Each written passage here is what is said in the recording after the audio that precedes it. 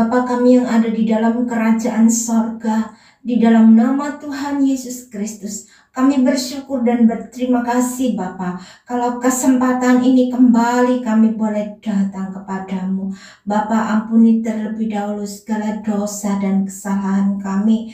Tuhan, sucikan hati dan pikiran kami. Kuasai keberadaan kami seluruhnya ya Bapa. Roh, jiwa dan tubuh kami, hati pikiran kami, kuasai dengan kuat kuasa Roh Kudus-Mu.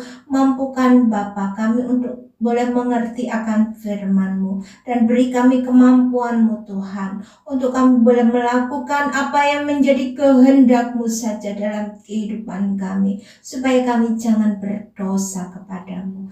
Terima kasih Bapa, terima kasih. Kami menyerahkan Tuhan segala doa dan permohonan kami yang kami imani dan kami peralaskan hanya di dalam nama Tuhan Yesus Kristus yang menjadi Tuhan dan Juru Selamat kami. Kami sudah berdoa dan mengucap syukur. Haleluya. Amin. Salam. Salam sejahtera di dalam nama Tuhan Yesus Kristus. Bapak Ibu Saudara sekalian, mari kita membaca dan merenungkan firman Tuhan di dalam Injil Lukas pasal yang kelima. Penjala ikan menjadi penjala manusia. Pada suatu kali, Yesus berdiri di pantai Danau Genesaret, sedang orang banyak mengurumuni dia hendak mendengarkan firman Allah. Ia melihat dua perahu di tepi pantai. Nelayan-nelayannya telah turun dan sedang membasuh jalannya. Ia naik ke dalam salah satu perahu itu, yaitu perahu Simon, dan menyuruh dia supaya menolakkan perahunya sedikit jauh dari pantai. Lalu ia duduk dan mengajar orang banyak dari atas perahu. Setelah selesai berbicara, ia berkata kepada Simon, "Bertolaklah ke tempat yang dalam dan tebarkanlah jalamu untuk menangkap ikan." Simon menjawab, "Guru, telah sepanjang malam kami bekerja keras dan kami tidak menangkap apa-apa. Tetapi karena Engkau menyuruhnya, aku akan menebarkan jala juga." Dan setelah mereka melakukannya, mereka menangkap sejumlah besar ikan sehingga jala mereka mulai koyak. Lalu mereka memberi isyarat kepada teman-temannya di perahu yang lain supaya mereka datang. Lalu mereka bersama-sama mengisi kedua perahu itu dengan ikan hingga hampir tenggelam. Ketika Simon Petrus melihat hal itu, ia pun tersungkur di depan Yesus dan berkata, "Tuhan, pergilah daripadaku, karena aku ini seorang berdosa." Sebab ia dan semua orang yang bersama-sama dengan dia takjub oleh karena banyaknya ikan yang mereka tangkap. Demikian juga Yakobus dan Yohanes, anak-anak Zebedeus, yang menjadi teman Simon. Kata Yesus kepada Simon, "Jangan takut. Mulai dari sekarang engkau akan menjala manusia." Dan sesudah mereka menghela perahu-perahunya ke darat, mereka pun meninggalkan segala sesuatu lalu mengikut Yesus. Yesus menyembuhkan seorang yang sakit kusta. Pada suatu kali, Yesus berada dalam sebuah kota. Di situ ada seorang yang penuh kusta. Ketika ia melihat Yesus, tersungkurlah ia dan memohon, "Tuan, jika Tuan mau, Tuan dapat mentahirkan aku." Lalu Yesus mengulurkan tangannya, menjamah orang itu dan berkata, "Aku mau, jadilah engkau tahir. Seketika itu juga lenyaplah penyakit kustanya. Yesus melarang orang itu memberitahukannya kepada siapapun juga dan berkata, pergilah, perlihatkanlah dirimu kepada imam dan persembahkanlah untuk pentahiranmu persembahan seperti yang diperintahkan Musa sebagai bukti bagi mereka. Tetapi kabar tentang Yesus makin jauh tersiar dan datanglah orang banyak berbondong-bondong kepadanya untuk mendengar dia dan untuk disembuhkan dari penyakit mereka. Akan tetapi ia mengundurkan diri ke tempat-tempat yang sunyi dan berdoa. Orang lumpuh disembuhkan.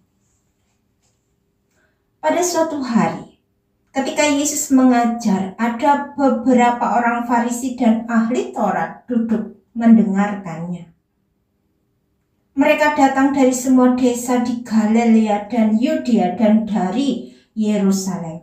Kuasa Tuhan menyertai dia sehingga ia dapat menyembuhkan orang sakit.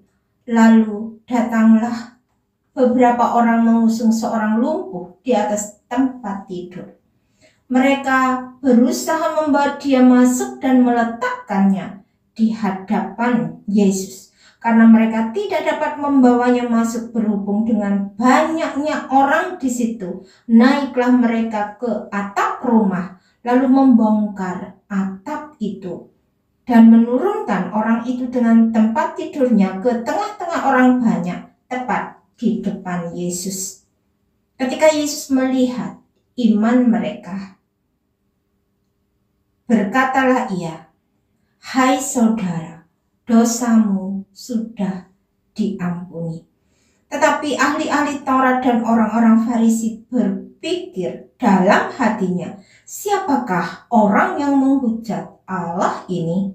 Siapa yang dapat mengampuni dosa selain daripada Allah sendiri? Akan tetapi Yesus mengetahui pikiran mereka, lalu berkata kepada mereka, "Apakah yang kamu pikirkan dalam hatimu? Manakah lebih mudah mengatakan, bangunlah dan berjalanlah? Tetapi supaya kamu tahu bahwa di dunia ini Anak Manusia berkuasa mengampuni dosa." Berkatalah ia kepada orang lumpuh itu, "Kepadamu kukatakan, bangunlah, angkatlah tempat tidurmu dan pulanglah ke rumahmu." Dan seketika itu juga bangunlah ia di depan mereka, lalu mengangkat tempat tidurnya dan pulang ke rumahnya sambil memuliakan Allah. Semua orang itu takjub lalu memuliakan Allah, dan dengan sangat takut katanya, "Hari ini kami telah menyaksikan hal-hal yang sangat mengherankan." Lewi pemungut cukai mengikut Yesus. Kemudian ketika Yesus pergi keluar, ia melihat seorang pemungut cukai yang bernama Lewi sedang duduk di rumah cukai. Yesus berkata kepadanya, "Ikutlah aku." Maka berdirilah Lewi dan meninggalkan segala sesuatu, lalu mengikut dia. Dan Lewi mengadakan suatu perjamuan besar untuk dia di rumahnya. Dan sejumlah besar pemungut cukai dan orang-orang lain turut makan bersama-sama dengan dia. Orang-orang Farisi dan ahli-ahli Taurat bersungut-sungut kepada murid-murid Yesus, katanya, "Mengapa kamu makan dan minum bersama-sama dengan pemungut cukai dan orang berdosa?" Lalu jawab Yesus kepada mereka, katanya, "Bukan orang sehat yang memerlukan tabib, tetapi orang sakit. Aku datang bukan untuk memanggil orang benar, tetapi orang berdosa, supaya mereka bertobat." Hal berpuasa. Orang-orang Farisi itu berkata pula kepada Yesus, "Murid-murid Yohanes sering berpuasa dan sembahyang, Demikian juga murid-murid orang Farisi, tetapi murid-muridmu makan dan minum. Jawab Yesus kepada mereka, dapatkah sahabat mempelai laki-laki disuruh berpuasa, sedang mempelai itu bersama mereka?